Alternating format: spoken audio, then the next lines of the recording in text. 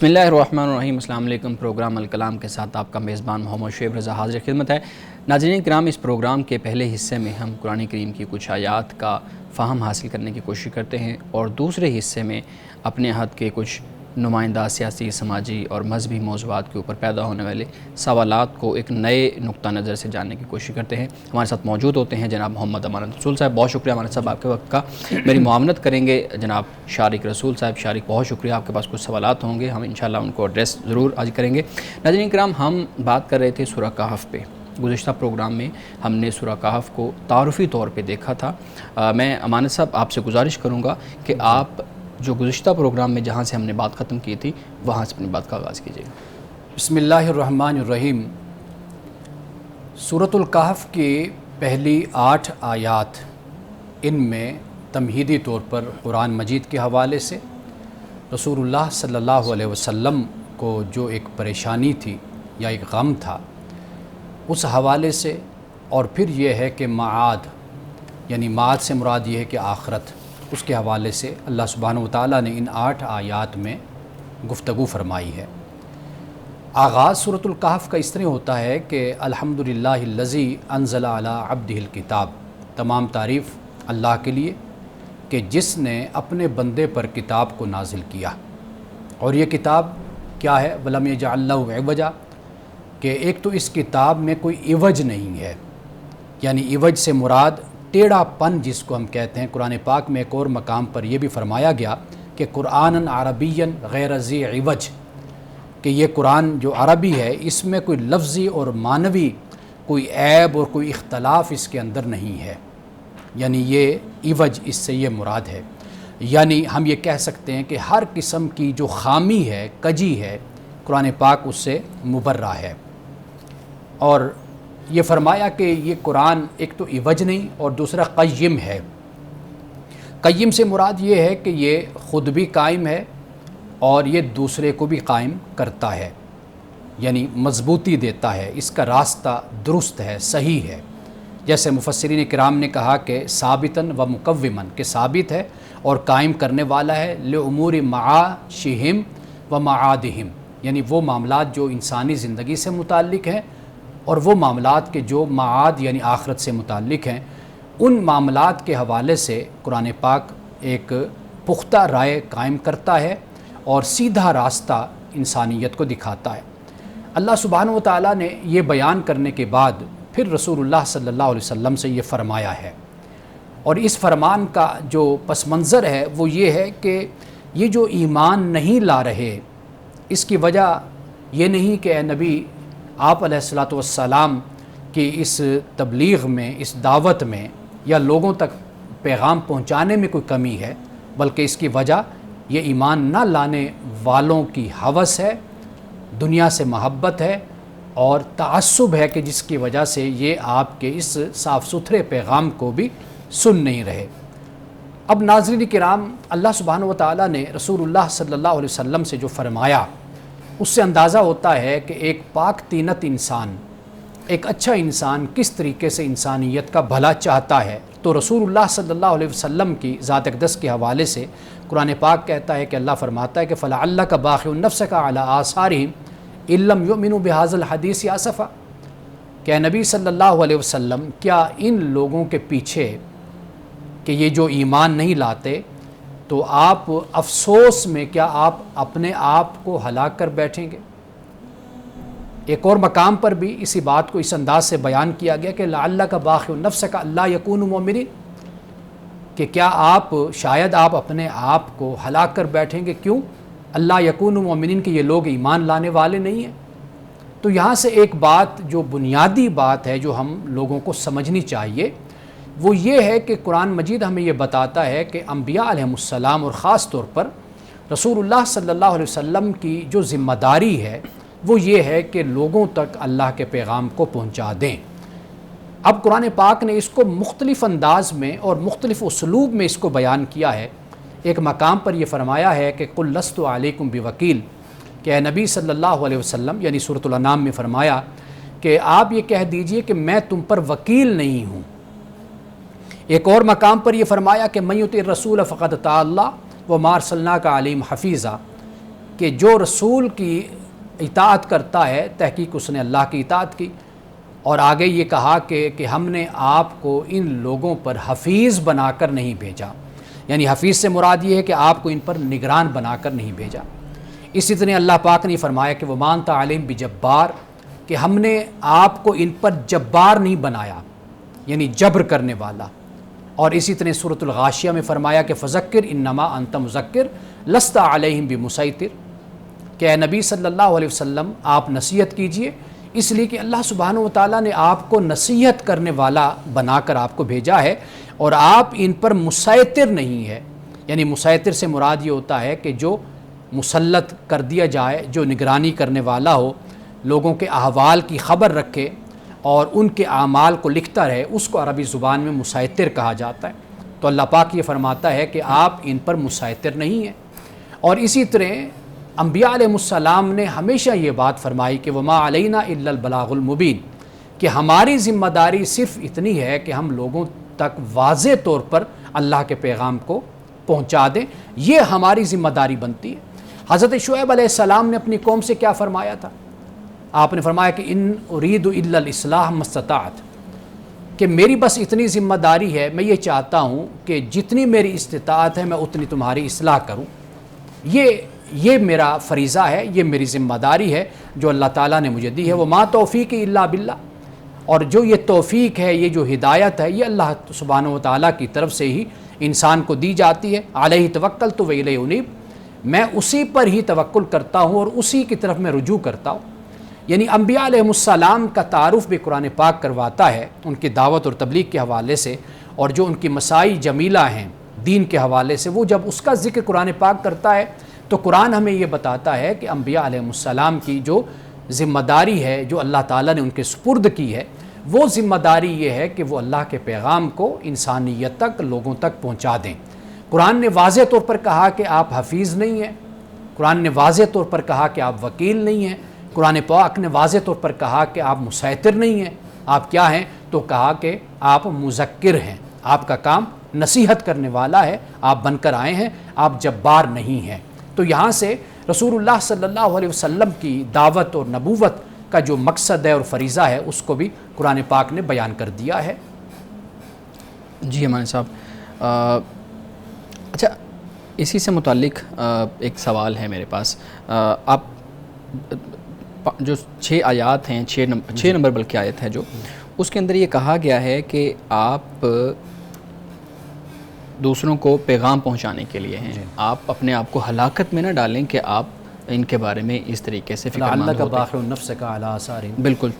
تو ابھی آپ نے کہا کہ آپ مسیطر نہیں ہیں، آپ نے کہا کہ آپ، اللہ تعالیٰ نے فرمایا کہ آپ جبار نہیں ہیں، ٹھیک ہے، آپ صرف مذکر ہیں، آپ بات بتانے والے ہیں، نصیحت کرنے والے ہیں۔ لیکن جب ہم تاریخ اسلام پہ روشنی ڈالتے ہیں، نظر ڈالتے ہیں، تو ہمیں پتہ چلتا ہے کہ کچھ سلاطین، ٹھیک ہے، اسی طریقے سے کچھ ایسے افراد گزرے ہیں جنہوں نے زبردستی اسلام کا جو قلعہ ہے اس کو قائم کرنے کی کوشش کی ہے۔ جنگیں ہم دیکھ لیں تو اس میں یہ ہے کہ اگر آپ نے مان لیا یہ بات تو ٹھیک ہے، یعنی اسلام قبول کر لیا تو ٹھیک ہے، ورنہ پھر ہلاکت کے لیے تیار ہو جائے، ٹھیک۔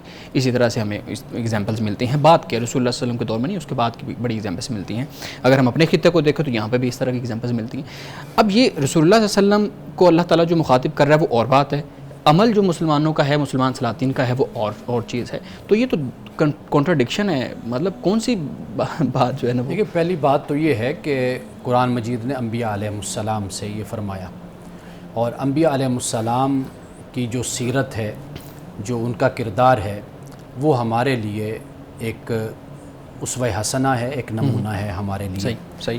ان کی زندگیاں بالکل ایسے کہ جیسے قرآن پاک نے، جیسے میں نے ابھی آپ کو قرآن پاک کی روشنی میں آپ کو میں نے بتایا ہے، تو ہمارے لیے سب سے بڑا جو حوالہ ہے قرآن، اور پھر اس کے ساتھ بالکل پیغمبر اسلام کی جو سیرت ہے۔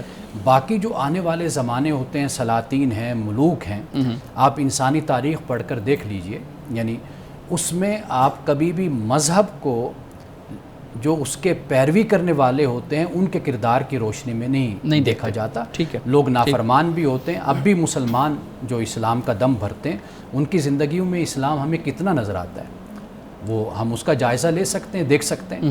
تو وقت گزرنے کے ساتھ ساتھ ایک مذہب کے ساتھ جو لوگوں کی وابستگی ہوتی ہے، ایک تو جذباتی حوالے سے وابستگی ہوتی ہے.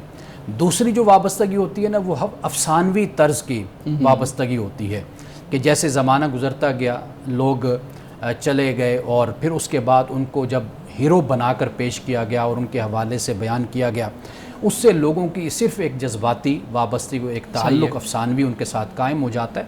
لیکن عملی حوالے سے لوگ جب دیکھیں تو وہ بالکل بات اس کے برعکس نظر آتی ہے. یعنی ہمارے لیے جو حجت ہے، ہم نے تو اپنی جگہ پر قائم رہنا ہے کہ ہمارے لیے حجت قرآن ہے اور پھر سنت ہے رسول اللہ صلی اللہ علیہ وسلم کی. باقی اس کی روشنی میں ہم نے سب کو پرکھنا ہے. ہمارے پاس یہ معیار ہے. اگر کوئی اقلیتوں پر جبر کرتا ہے، ظلم کرتا ہے، کہ جیسے ہم دیکھتے ہیں ہمارے ملوکیت کے زمانے میں، بادشاہت کے زمانے میں ہمیں نظر آتا ہے، تو واضح بات ہے کہ اس کی تائید اور اس کی تصدیق کوئی بھی نہیں کرے گا. بالکل ٹھیک ہے. اسی سے متعلق ایک اور سوال ہے، لیکن ہمیں ایک وقفہ لینا ہے، اس کے بعد بولتے ہیں. ناظرین کرام، ایک وقفے کے بعد ملتے ہیں، ہمارے ساتھ رہیے گا.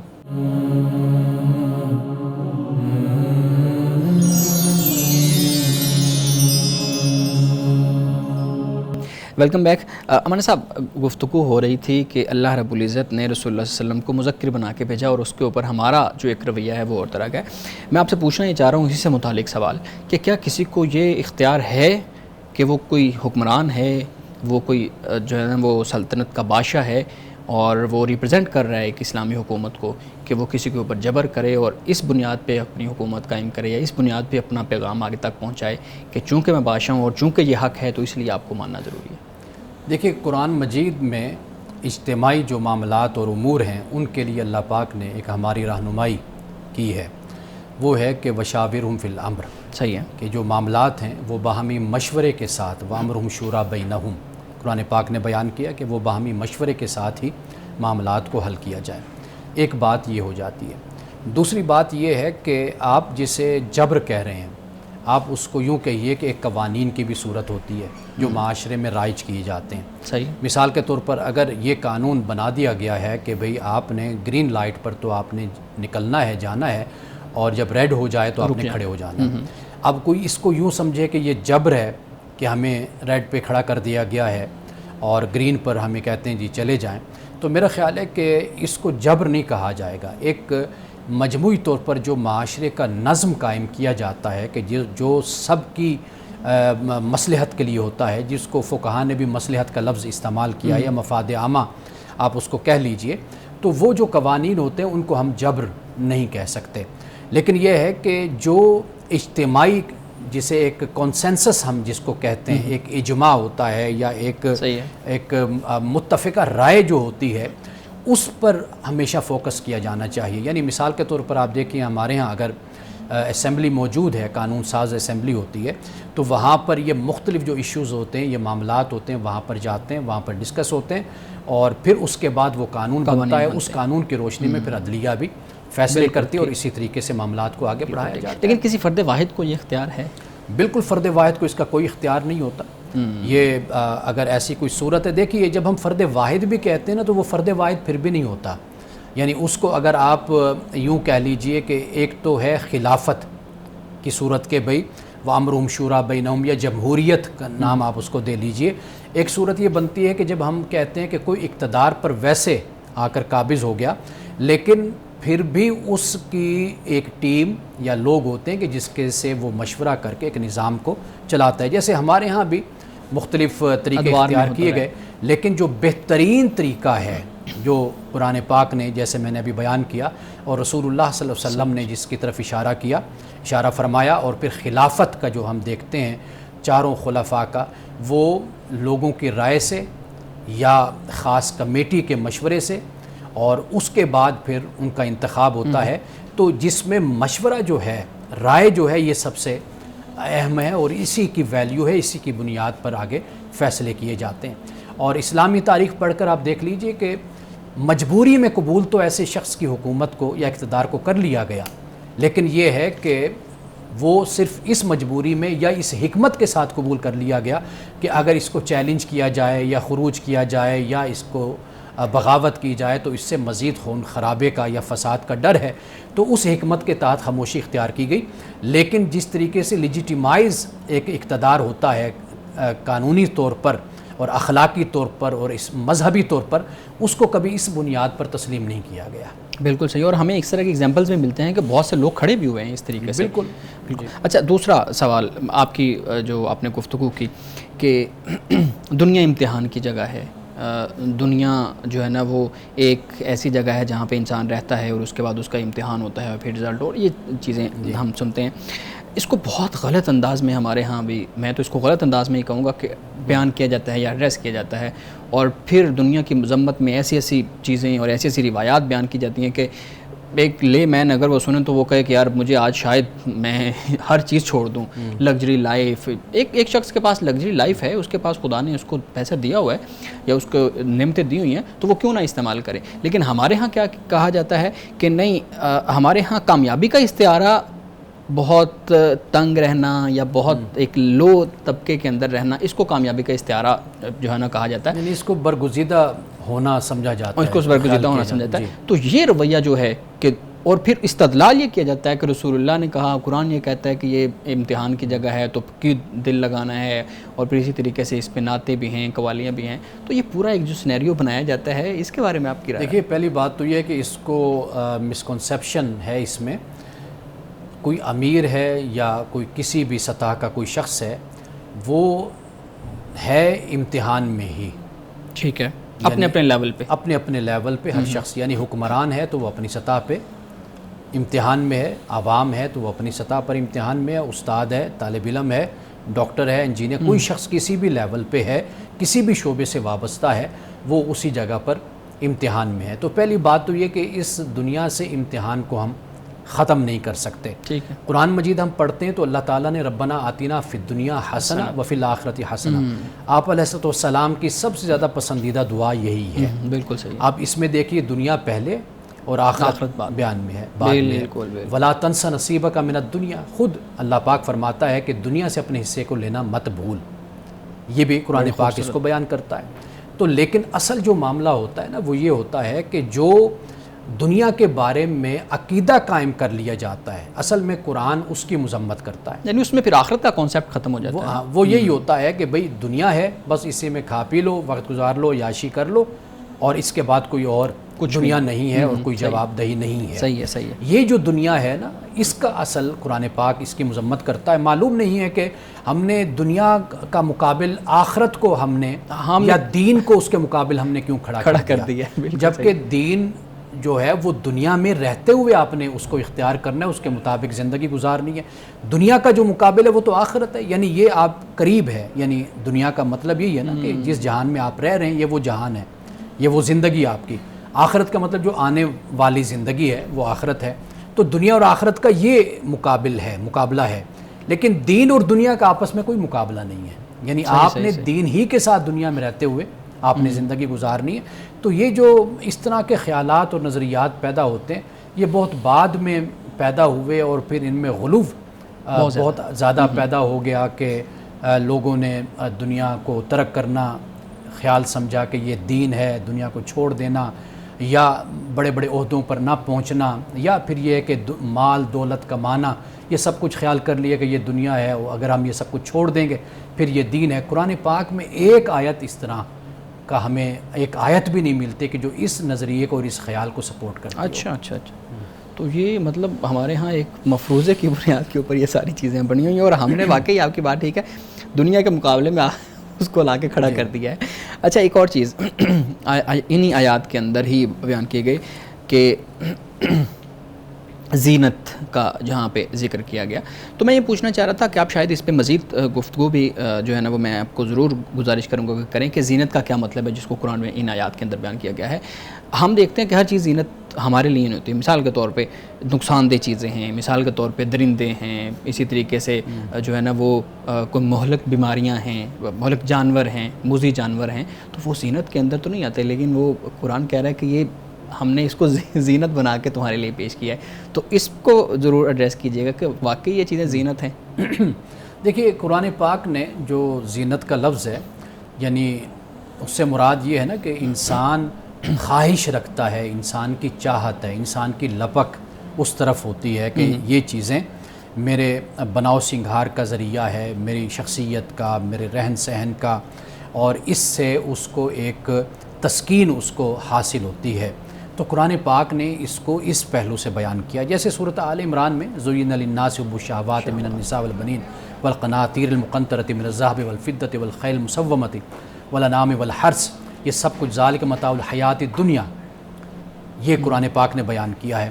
تو یہ چیزیں وہ ہیں کہ جس سے انسان کا ایک لیول، ایک سطح، ایک سٹیٹس جس سے انسان کا بنتا ہے، اور انسان کا رجحان اور انسان کی توجہ ان چیزوں کی طرف ہوتی ہے۔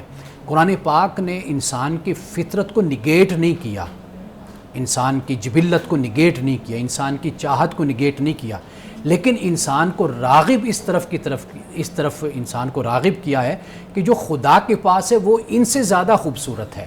یہ نہیں ہے کہ ان کو تم چھوڑ دو، مطلب یہ ہے کہ ان کے ساتھ تم اپنی زندگی گزار سکتے ہو، لیکن وہ جو کہتے ہیں نا کہ ہتھ کار ول تو دل یار ول، اصل معاملہ یہ ہے کہ اپنے آپ کو، اپنے دل کو کبھی خدا کی یاد سے غافل نہ کرو۔ دیکھیں کئی لوگ ایسے بھی ہوتے ہیں جو جھونپڑیوں میں رہ رہے ہیں لیکن خدا کی یاد سے غافل ہوتے ہیں، ایسے بھی لوگ ہیں کہ جو بڑے بڑے محلات میں رہتے ہیں لیکن وہ مصلے پر بیٹھے ہوتے ہیں، خدا کو یاد کرتے ہیں۔ تو میرا خیال ہے کہ اصل جو ڈیمانڈ اور تقاضا ایک بندے سے ہے نا، وہ یہ ہے کہ وہ اپنی توجہ اپنے رب کی طرف رکھے، دنیا کی زینت، دنیا کی خوبصورتی، حسن و جمال، اس سے استفادہ کرے اور اپنی زندگی کو بہترین طریقے سے گزارے۔ صحیح ہے۔ اور اگر آپ کے پاس وقت ہے تو میں ایک حدیث چاہوں گا کہ اس پر میں بیان کروں۔ اس بریک کے بعد وہ ضرور اس پہ بات کریں گے۔ ناظرین کرام، یہاں وقت ہوا چاہتا ہے ایک بریک کا، ہمارے ساتھ رہیے گا۔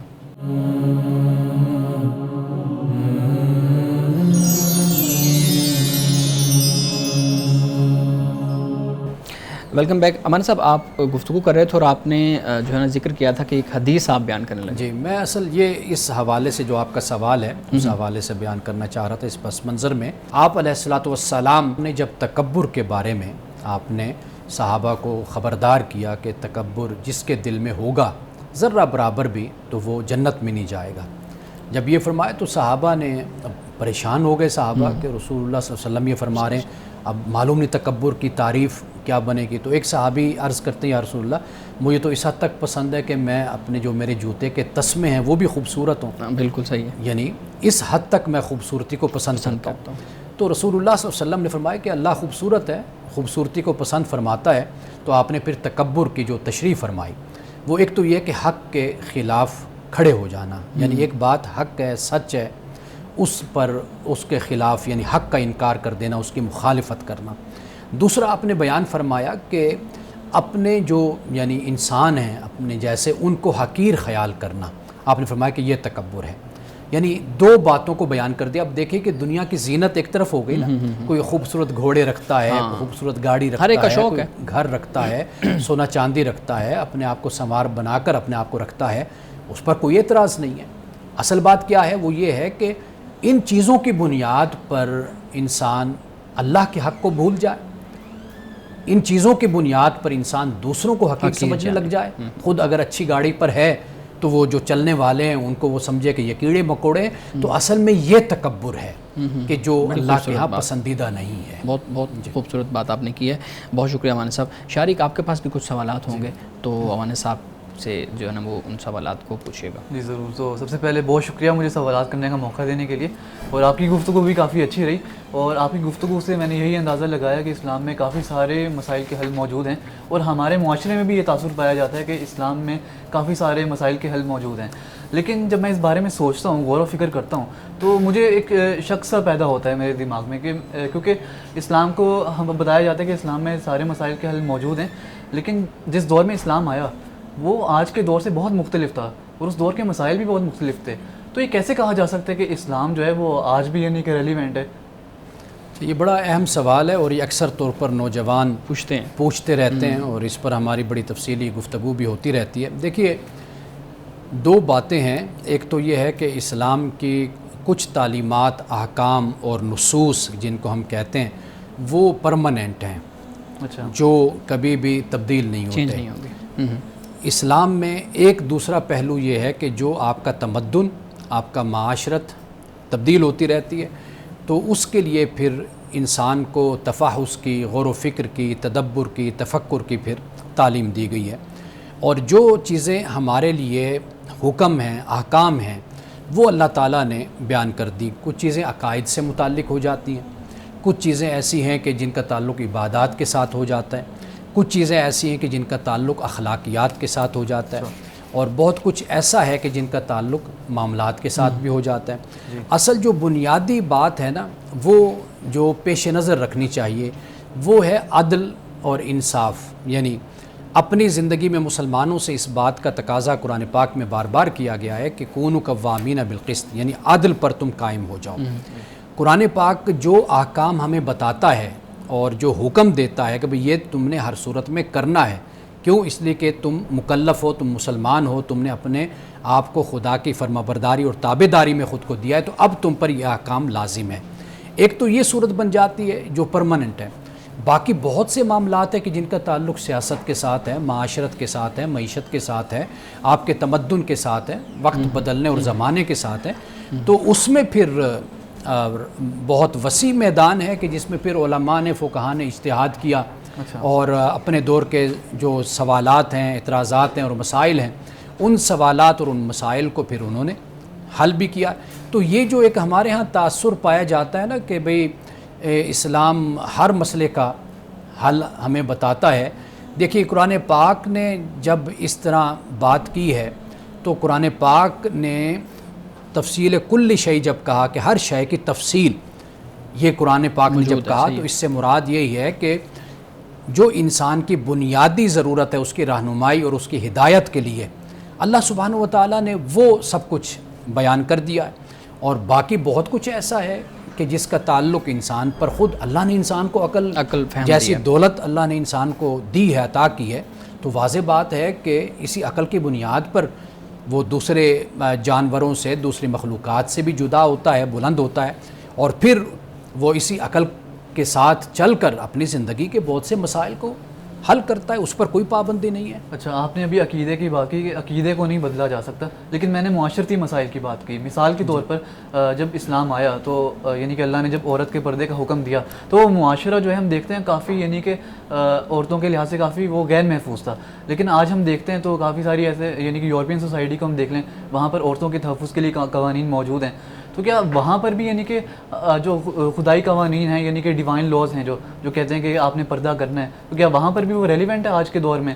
دیکھیے ایک بات تو یہ ہے کہ اللہ کے احکام انہی پر ہی ہوں گے جو اس کو مانیں گے، بالکل صحیح، جو تسلیم کریں گے انہی پر ہی۔ اجتماعی زندگی میں جب ایک مسلمان جس جگہ پر، جس خطے پہ، جس ریاست میں اکٹھے رہتے ہیں تو واضح بات ہے کہ وہاں پر ہی اسلامی احکام کی بات کی جائے گی۔ تو جہاں تک پردے کی بات ہے، اس پر ہم کسی وقت تفصیل سے بھی بات کر سکتے ہیں۔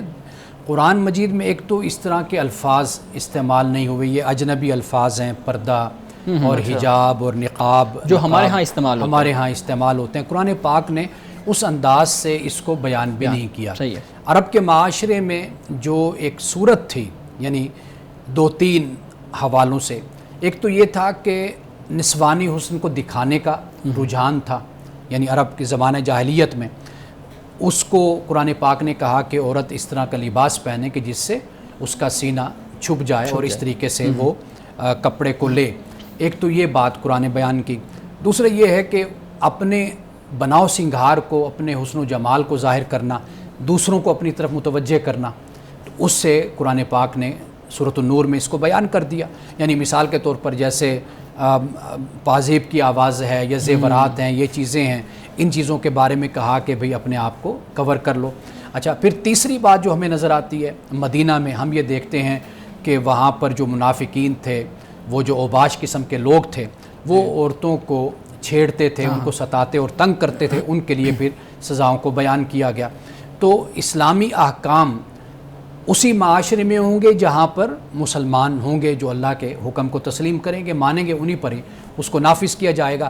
لیکن جس انداز سے ہم جو بیان کرتے ہیں، یہ ہمارے مختلف جو معاشرت ہے اور مختلف ماحول جہاں سے ہم آگے بڑھتے ہوئے یہاں تک پہنچے ہیں، یہ اصل میں اس کے اثرات ہیں کہ جو اس طریقے سے ہم سمجھتے ہیں کہ شاید اسلام یہ کہتا ہے۔ تو اس کا تعلق اسلام سے نہیں ہے، اس کا تعلق پھر اپنے زمانے سے، اپنے حالات سے ہے کہ جو مختلف صورتیں جس سے تبدیل ہوتی رہتی ہیں، اور اسی طریقے سے پھر بات آگے بڑھتی رہتی ہے. صحیح.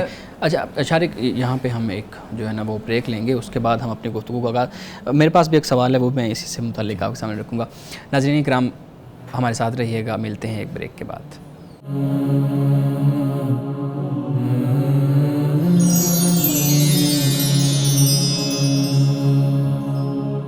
Welcome back. اچھا مولانا صاحب، ہم جو گفتگو کر رہے تھے اس سے تو پھر یہ سمجھ آتی ہے، آسان کر کے اگر اس کو میں جو مجھے سمجھ آیا کہ ایک قانون بنا ہے جو معاشرت، ایک خاص معاشرت میں تھا، ایک خاص فہم کے اندر اس قانون کو بنایا گیا، اس چیز کو لوگوں تک بتایا گیا. جب معاشرت چینج ہوئی، تمدن چینج ہوا، تو اس کے بعد پھر جو نئے مسائل پیدا ہوئے، اسی سے ریلیٹڈ نئی چیزیں آئیں، تو پھر اس کو پھر چینج کر کے تو لوگوں کے سامنے رکھ دیا گیا. اسی طرح یہ نہیں، اس کی کوئی مثال آپ دیں. ایک تو بات یہ ہے کہ جیسے قرآن مجید نے ابھی جیسے شارق نے بات کی پردے کے حوالے سے. جی بالکل، میں اسی سے متعلق کہوں گا. جیسے ایک معاشرت ہے، اس میں پردے کا خاص طور پہ لوگ بتایا گیا، اسکالرز نے، علماء نے، کہ اس طرح سے ہمیں ڈریس اپ ہونا چاہیے، اس طرح سے چیزوں کو لینا چاہیے. لیکن جیسے ہی معاشرت چینج ہوئی، جیسے ہمارے ہاں دیکھتے ہیں پاکستان میں رہتے ہیں تو اور چیزیں ہیں، جیسے ہی ہم ٹریول کرتے ہیں کسی یورپین کنٹریز میں تو اور چیزیں ہو جاتی ہیں، تو وہاں پہ جا کے پھر اسکالرز اور طرح سے چیزیں بتاتے ہیں. تو میں یہ پوچھنا چاہ رہا ہوں کہ جیسے معاشرت چینج ہوئی ہے، تمدن چینج ہوا ہے، ویسے ہی چیزیں چینج ہو گئی ہیں. دیکھیے، پہلی بات جو ہے وہ یہ ہے کہ خود فقہا میں بھی اختلاف ہے، یعنی چہرے کے پردے کے حوالے سے. اور اکثر جو فقہا ہیں ان کے نزدیک چہرے کا پردہ نہیں ہے. ٹھیک ہے. تو اس کا مطلب یہ ہے کہ بنیادی جو سوال ہے وہ عورت کا، اس کے لباس کا سوال ہے کہ اس کا لباس کیسا ہے، اور پروقار ہونا چاہیے، مہذب ہونا چاہیے، اور ایسا لباس ہونا چاہیے کہ جس سے پوری ایک انسان کی جو پوشیدگی ہے وہ ہونی چاہیے. یہ تقاضا ہے بنیادی طور پر. فقہا نے بھی اس مسئلے میں اختلاف کیا، اور وہ بالکل آپ کی بات اس حوالے سے درست ہے کہ جیسے معاشرت بدلی، ماحول بدلا، تو وہاں پر جو طریقہ تھا لباس کا یا پردے کا وہ بھی ہمیں تبدیل ہوتی ہوئی نظر آتی ہے. آپ مثال کے طور پر دیکھیے کہ اگر آپ آج یہاں کے معاشرے کو دیکھیں اور آپ تھوڑا سا دیہی علاقوں میں چلے جائیے یا آپ دوسرے صوبوں میں چلے جائیں، آپ دیکھیں گے کہ وہاں پر بالکل مختلف صورتحال ہوگی. اصل جو بات قرآن پاک جس چیز کو فوکس کرتا ہے، بنیاد بناتا ہے، وہ یہ ہے کہ ایک تو قرآن پاک نے کہا کہ نظروں کا جھکاؤ، یعنی اس سے مراد کیا ہے کہ یعنی کہ دوسرے کا جائزہ لینا، دوسرے کو دیکھنا، تاڑنا جیسے ہم کہتے ہیں، اس کی ممانعت ہو جاتی ہے. دوسری بات ہے کہ فروج کی حفاظت کا قرآن پاک نے عفت کی حفاظت کا ذکر کر دیا مرد اور عورت کے لیے. عورت کے لیے خاص طور پر ایک علیحدہ حکم اس لیے بیان کر دیا کہ وہاں پر جو ایک کلچر تھا، ایک رواج تھا، ایک طریقہ تھا، یا وہ جو ایک اس وقت صورتحال جو معروضی حالات تھے وہ ایسے تھے کہ جن میں خواتین کو خاص طور پر اس حوالے سے آگاہ کرنا مقصود تھا. یعنی مثال کے طور پر دیکھیے کہ اگر آج ایسی کوئی صورت بن جاتی ہے کہ جہاں پر اوباش لوگ ہیں اور بدماش لوگ ہیں، جہاں پر کوئی گلی کوچے میں عورت نکلتی ہے، کوئی مسئلہ ہوتا ہے، تو واضح بات ہے کہ ہم اپنی بہن بیٹی کو یہ کہتے ہیں کہ ذرا خیال سے آپ اپنے لباس کا خیال کریں، پورے اہتمام کے ساتھ آپ گھر سے نکلا کریں. نکلنے پہ تو پابندی نہیں ہے، لیکن اصل چیز کیا ہے وہ یہ ہے کہ آپ اپنے آپ کو اس طریقے سے رکھیں صحیح کہ تاکہ کوئی آپ کی طرف متوجہ نہ ہو سکے. بالکل ٹھیک، بالکل ٹھیک. جی شارق. اچھا، آپ نے ابھی بات کی کہ فقہا کا اختلاف ہے پردے کے مسئلے کے اوپر، تو یعنی کہ پردے کی بات اگر قرآن میں کی گئی ہے یا اللہ نے احکام جاری کیے ہیں تو واضح طور پر یہ بھی بتایا ہوگا کہ پردہ کس طرح کرنا ہے. یعنی کہ آپ نے جو بات کی کہ وہ واضح کرنا مقصود ہے کہ کیا ہے پردے سے مراد، تو فقہا میں پھر کیوں اختلاف ہے ابھی تک؟ دیکھیے، قرآن پاک کی آیات جو ہیں ان کی تشریح میں اور ان کی تفسیر میں پھر اختلاف ہو جاتا ہے. قرآن پاک نے جو الفاظ استعمال کیے ان الفاظ پر پھر علماء کا، فقہا کا اور مفسرین کا اختلاف ہوا، یعنی ان الفاظ کو سمجھنے جی سمجھنے میں. اور پھر یہ ہے کہ کچھ فقہا پھر حدیث سے بھی استدلال کرتے ہیں کہ جس کی بنیاد پر وہ کہتے ہیں کہ بھئی چہرہ. پھر فقہا یہ بھی کہتے ہیں کہ بھئی انسان کا چہرہ ہی تو ہوتا ہے کہ جس کی وجہ سے دوسرا راغب ہوتا ہے یا دیکھتا ہے، تو یہ بھی ایک دلیل اس حوالے سے لائی جاتی ہے. یہ بھی کہا جاتا ہے، یعنی جو پردے کے حق میں ہیں ان کا کہنا یہ بھی ہے کہ بھئی حالات جو ہیں وہ اب بہت بدل گئے. یعنی وہ زمانہ تھا کہ وہ صحابہ کا زمانہ رسالت تھا اور تابعین کا زمانہ تھا، تو اب وقت اور حالات بالکل بدل گئے، تو لہٰذا عورت کو چہرہ چھپانا چاہیے. تو دلیل جو ان سی ہے وہ پھر اپنے حالات اور اپنے زمانے کے حساب سے وہ بیان کرتے ہیں. نہیں, جب اگر میرا سوال ابھی بھی وہی ہے کہ اگر واضح احکام دے دی گئے ہیں تو پھر کیوں ابھی تک اختلاف ہے؟ ہم کون ہوتے ہیں تشریح کرنے والے؟ جب اللہ نے حکم دے دیا ہے ہم کیوں نہیں مان رہے پھر؟ دیکھیے دو باتیں ہیں. ایک بات یہ ہے کہ جہاں پر کوئی اخلاقی خرابی پیدا ہوگی قرآن وہاں پر آپ کو حکم دے گا. صحیح. جہاں پہ کوئی کردار، کوئی اخلاق اور معاشرے میں جو ایک بے راہ روی کا سامان پیدا ہوتا ہے قرآن پاک اس پر آپ کو ایک حکم دیتا ہے، ایک اصولی بات بیان کرتا ہے. باقی جو لباس کے معاملات ہوتے ہیں یہ انسان کی اپنی مرضی پر ہے کہ بھئی، لیکن جہاں پر اخلاقی قدر کو نقصان پہنچے گا وہاں پر اسلام آپ سے کہے گا کہ آپ نے یہ نہیں کرنا. لیکن جو ظاہر ہے انسان کا وہ انسان کی اپنی معاشرت پر، تہذیب پر اور انسان کے کلچر پر اس کا ڈیپینڈ ہوتا ہے کہ بھئی وہ کس طریقہ کا لباس پہنتا ہے، کس طریقے سے اس کا اہتمام کرتا ہے، وہ مرد ہے یا وہ عورت ہے. اچھا, یہاں سے مجھے کچھ دو کانٹرڈکشنز مجھے نظر آ رہی ہیں. جی جی. اور وہ میں اگلے سوال میں آپ کو بتاتا ہوں کہ جیسے بات کی جاتی ہے ہمارے معاشرے میں اجتہاد کی بات کی جاتی ہے کہ ہم جو ہیں اپنے قوانین کو اپنے مطابق ڈھال سکتے ہیں اپنی ضروریات کے حساب سے. لیکن پھر یہ بات بھی کی جاتی ہے کہ ڈیوائن لاز موجود ہیں، خدائی قوانین ہیں جن کو تبدیل نہیں کیا جا سکتا. تو ہم کیسے طے کریں گے کہ کیا تبدیل کیا جا سکتا ہے، کیا نہیں کیا جا سکتا؟ دیکھیے اس کے لیے بڑی ڈیپلی اسٹڈی کی ضرورت ہے. یعنی جیسے میں نے چند بنیادی باتیں آپ کے سامنے رکھ دی ہیں کہ جیسے ہم عقیدے کا معاملہ ہے، جیسے عبادات کا معاملہ ہے، جیسے معاملات اور اخلاقیات کا معاملہ ہے، یعنی وہ چیزیں ڈیسائیڈ کر دی گئیں جو قیامت تک کے لیے جن میں تبدیلی کی ضرورت ہی نہیں ہوتی. یعنی میں آپ کو چھوٹی سی مثال دے دیتا ہوں کہ جیسے انسان کا انسان سے تعلق کا معاملہ ہے کہ وہاں پر دوست ہیں، ہمسایہ ہے، والدین ہیں، اولاد ہے اور دوسرے رشتہ دار ہیں. اب ان تعلقات میں تو کسی طرح کی تبدیلی قیامت تک نہیں ہو سکتی. یعنی ہمیں ایک دوسرے کے ساتھ حسن سلوک سے پیش آنا چاہیے، ادب اور احترام کا معاملہ ہے وہ رکھنا چاہیے، دوسرے کا حق نہیں مارنا چاہیے، عدل و انصاف سے ہمیں پیش آنا چاہیے. یہ کچھ ایسی پرماننٹ ویلیوز ہیں کہ جن پر کسی طرح کی تبدیلی نہیں ہے. یہ وہ احکام ہیں. مثال کے طور پر نماز ہے، وہ 5 وقت ہی رہے گی، اس میں وہ 3 وقت نہیں ہو سکتی، 2 وقت نہیں ہو سکتی، وہ 5 کی 5 ہیں، وہ قیامت تک کے لیے اس میں کوئی تبدیلی کی ضرورت نہیں. اسی طرح زکوٰۃ ہے، اسی طرح حج ہے، روزہ ہے، ان چیزوں میں کیا تبدیلی کی جا سکتی؟ یہ وہ نصوص اور احکام ہیں کہ جو ہرگز آپ کے زمانے سے ان میں کوئی تبدیلی نہیں ہوتی، آپ کی تہذیب سے کوئی تبدیلی نہیں ہوتی، آپ کے وقت کے ساتھ تبدیلی نہیں ہوتی، آپ کے تمدن سے تبدیلی نہیں ہوتی. باقی معاملات ایسے ہیں کہ ان پر انسان کو کلی اختیار ہے، اس کو آزادی ہے کہ وہ جس طرح چاہے اپنی زندگی گزارے. اجتہاد کا تعلق اصل میں نصوص کے ساتھ نہیں ہے، احکام کے ساتھ نہیں ہے. اچھا, وہ علیحدہ دائرہ ہے اس کا اجتہاد کا کہ جس میں فقہا نے، علماء نے، ہمارے سب نے اجتہاد کیا. وہ ایک علیحدہ دائرہ کار ہو جاتا ہے کہ جن مسائل میں اللہ نے، قرآن نے، رسول اللہ صلی اللہ علیہ وسلم کی سنت نے ہماری رہنمائی نہیں کی، ہمیں نہیں بتایا، تو ان میں پھر ہم آزاد ہوتے ہیں کہ ہم اپنی معاشرت، اپنے حالات اور اپنے ماحول کے مطابق پھر ہم فیصلہ کرتے ہیں کہ بھئی ہم اس پر کیا قدم اٹھائیں. اچھا, آپ نے ابھی، اب میرا آخری سوال ہے، مجھے اجازت دو. تو یعنی کہ آپ نے ابھی بات کی کہ عقائد ہوتے ہیں وہ چینج نہیں کیے جا سکتے، وہ یعنی کہ قیامت تک طے شدہ ہیں. تو جیسے کہ کچھ باتیں جو چینج نہیں کی جا سکتی، جیسے شلوار ٹخنی سے اوپر رکھنی ہے، داڑھی رکھنی ہے، اس طرح کی باتیں ہیں، اور آج بھی ہمارے یہاں یہ باتیں کی جاتی ہیں اور انہی پر زور دیا جاتا ہے. اور جو اصل باتیں ہیں، جو اصل ایشوز ہیں، ان سے فوکس ہٹایا جاتا ہے کہ جیسے کہ دنیا بھر کی فکر ہے کہ کلائمیٹ چینج کے مسئلے کو کیسے حل کرنا ہے، ہماری اکانومی کے مسائل ہیں، ہمارا اس پر دھیان نہیں ہے. لیکن ان باتوں پر بہت دھیان ہے کہ ہمیں شلوار ٹخنوں سے اوپر رکھنی ہے، ہمارے جو ٹوپی پہننی ہے اور داڑھی ایک مشت ہونی چاہیے. تو یعنی اصل جو دیکھیں نا، اس کا جو تعلق ہے وہ یہ ہے کہ جہاں یہ مسائل پیدا ہوتے ہیں وہاں پر اگر ایکسپوئر دیا جائے، یعنی صرف یہ نہیں کہ بھئی ایک خاص دائرہ کار میں رکھتے ہوئے، خاص علم میں رکھتے ہوئے ان کو آگاہی دی جائے، بلکہ ایک ایکسپوئر ہو، دنیا کے مسائل کے بارے میں ان کو بتایا جائے، سیاسیات کے متعلق، جیسے آپ نے کہا معاشیات کے متعلق دنیا کا ماحول کیا ہے اس بارے میں بتایا جائے. تو یہ جو ایکسپوئر ہے نا، یہ در حقیقت پھر انسان کو اپنے ذہن کے اور علم کے مطابق پھر انسان میں یہ صلاحیت پیدا ہوتی ہے کہ وہ مسائل کو پھر کیٹاگرائز کرتا ہے، پریفرنسز جسے ہم کہتے ہیں نا، تو وہ پھر پریفر کرتا ہے کہ بھئی کون سا مسئلہ پہلے ہے، کون سا دوسرا ہے، کون سا تیسرا ہے. یہ اصل پھر جو معاملہ ہے اس کا تعلق پھر تعلیم کے ساتھ بھی ہو جاتا ہے. اس کا تعلق پھر یہ ہے کہ جو تعلیم دین کی خاص طور پر دینے والے ہیں وہ کیا لوگوں کو پڑھا رہے ہیں.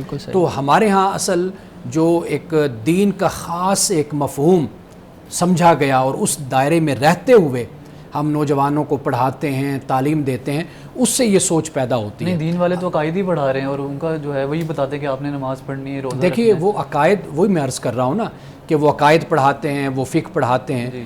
اگر انہی لوگوں کو، نوجوانوں کو، جو فقہ تھی وہ اپنے زمانے میں ایک جدید علم تھا نا، ایک جدید قانون تھا، جدید علم تھا، اس وقت کی معاشرت سے اس کا تعلق تھا، اگر آج انہی نوجوانوں کو اگر آج کے زمانے کے مطابق تعلیم دی جائے تو وہ پھر ان چھوٹے چھوٹے مسئلوں کو نہیں چھیڑیں گے کہ بھئی ٹوپی پہنی نماز کے وقت یا نہیں پہنی، شلوار ٹخنے سے اوپر ہے یا نہیں، پھر ان مسئلوں کو وہ ڈسکس نہیں کریں گے۔ آپ نے بھی بات کی عقائد جو ہے اس میں تبدیلی نہیں کی جا سکتی، لیکن وہ عقائد کو ہی اصل میں عرض کر رہا ہوں نا، یہ عقیدہ نہیں ہے نا۔ اچھا ہاں، یہ میں نہیں، شلوار ٹخنوں سے اوپر رکھنا یہ عقیدہ نہیں ہے، نہیں یہ عقیدہ، بالکل بالکل آپ اس پہ ضرور بات کیجئے گا۔